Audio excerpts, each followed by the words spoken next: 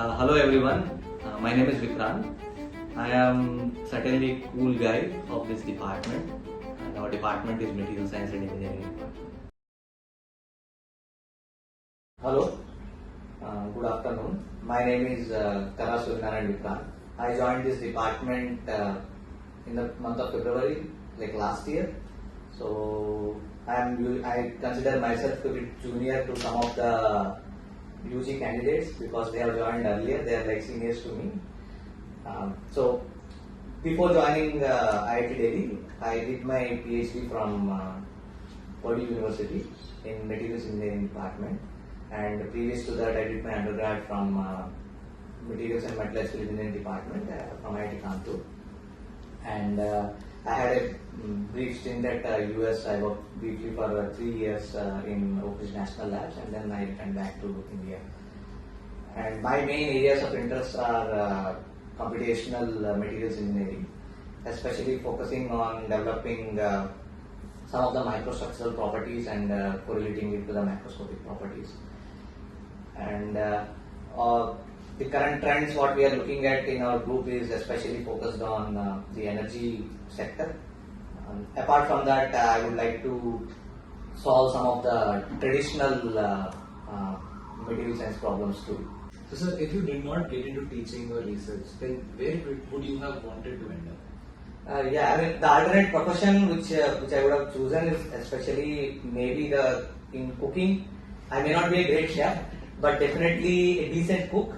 And I can say that if I would have got another degree apart from my PhD, definitely I would have got something in a cooking degree, because I've spent almost a lot of time in cooking, and still I do. And of course, I don't want to claim myself to be a great master chef or something, but definitely maybe like a mid-level restaurant I might have opened and possibly would have run a business in that.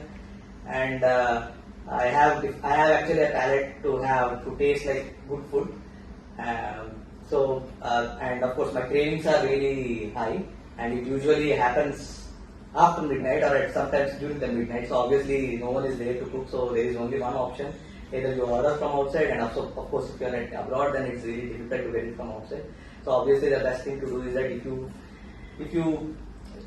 you can cook something for yourself, then it will be great. And if my mood is off, then obviously the best thing what I do is that I usually go randomly check, and if you can check my YouTube search history, it's most about the cooking videos. And not only just the cooking videos, I just look at the eating videos. I just get that, what is that? I don't know like what type of happiness I get, but usually I see people eating like 10,000 calories, 15,000 calories per day, and then I just simply watch it and I enjoy it, that's it. So yeah, so the best profession, sometimes I always feel like, after doing PhD also, at one point, brief stint, I felt like I should go back and possibly open a restaurant somewhere, and then maybe end up as a maybe owner or maybe partial cook at some point of time. So, sir, could you please share your views or some memories from your 8 a.m. classes, especially in the winters? Yeah. So one thing is that I can understand that 8 a.m. classes are tough. Not only just for the students, it's also tough for the professors also, especially during the winters. So one thing what I understand is that, of course, I'm not that lenient in the 8 a.m. classes. However, I usually keep an attendance policy so that at least people will come to the class during that time. That is one view. And suppose, always I used to have these discussions with the students, and then one interesting perspective is that if I postpone this 8 a.m. class, and if the class starts at 9 a.m. let's say, still the students are not going to come because it's the first class on the day, so they are not going to come. Let us say that if you are going to move to 10 a.m. class, still they are not going to come. So always the first class in the day is a very tough or challenging thing too, even for the students. And I think, if the professor is lucky, if he's not taking the first class for that batch, then he's good. But I'm pretty much a little bit stringent on the attendance policy, especially for the 8 a.m. class. But however, I am little bit lenient also, because I don't keep something like they need to come at a specific time. I usually give some grace period like 15 minutes normally, and then people turn up by that time, and then we give the attendance. the reason for giving the attendance is that it's not that we want to pull the students or something, because we want to give that incentive to the people who are sincere in the class. That is the only reason why I keep an attendance policy maybe like 5% or 10%, because they should get some due credit, because they are involving and they are discussing and they are asking good questions. And if suppose, just imagine if the whole class is like simply sitting calm and nobody is responding, then how I feel like, am I teaching to walls or something else? So it should be an interactive session. So obviously that was the main motto, to have some kind of an attendance policy, especially for the 8 AM class.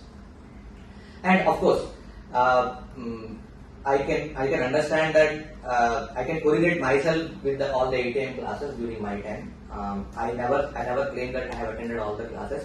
But if certainly there is an attendance policy, then there will be at least maybe like around 80% of the people will have a conscious saying that okay, there is a weightage, at least we can go something.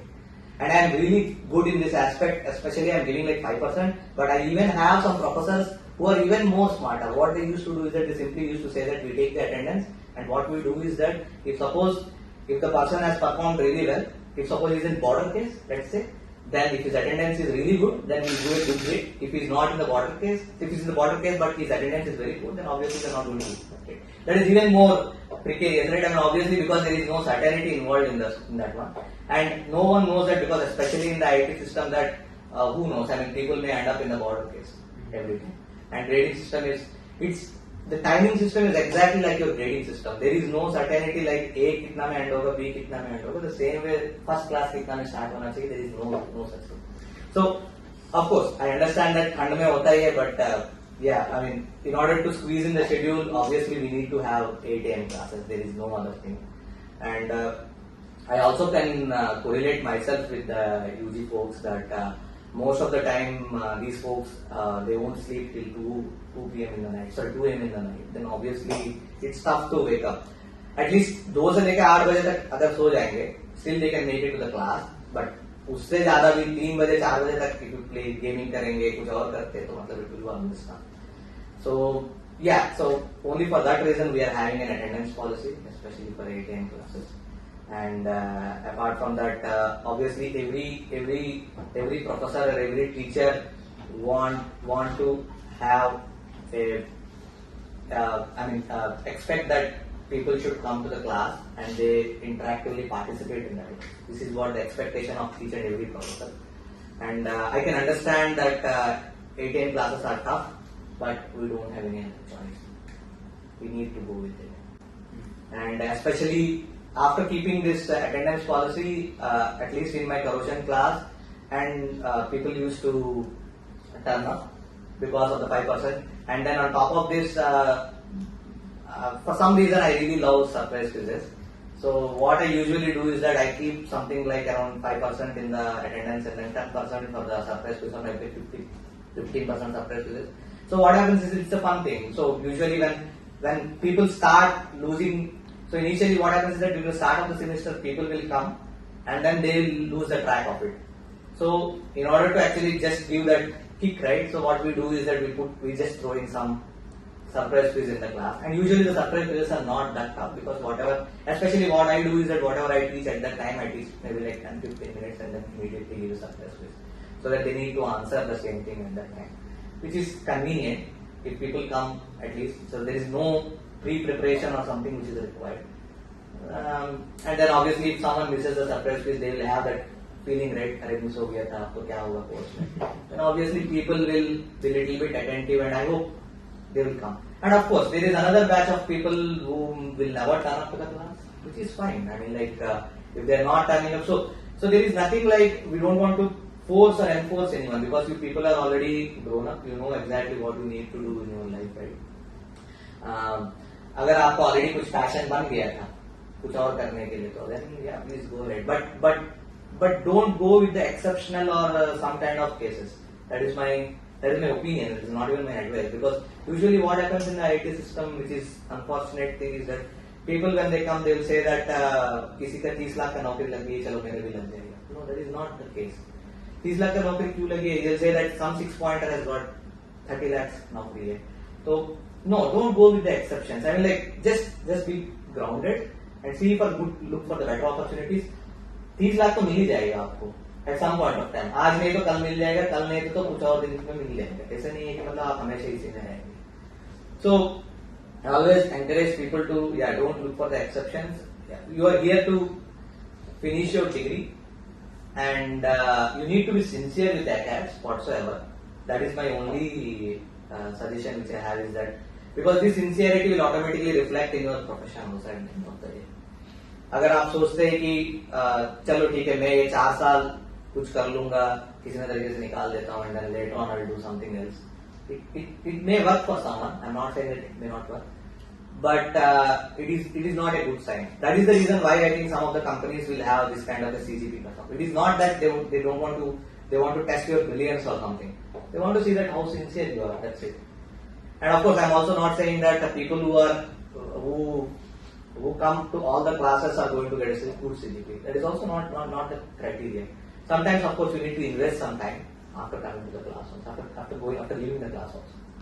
So yeah. Sir, as you mentioned in your introduction, could you please shed a little light on your sub-disciplines of interest? Okay. So to just narrow down from my undergraduate days, right? I am much more interested in the subject of thermodynamics. The reason for that one I really don't know because I think that is the only course which I performed really well during my undergrad. So possibly that's why I felt like maybe I should, in future if I get a chance, I should pursue something in those lines. So the interesting part about thermo is that, I mean, if you see carefully from the undergrad perspective, right? You have thermodynamics in chemical engineering department, you have thermodynamics in mechanical engineering department, you have the same course in the materials engineering department.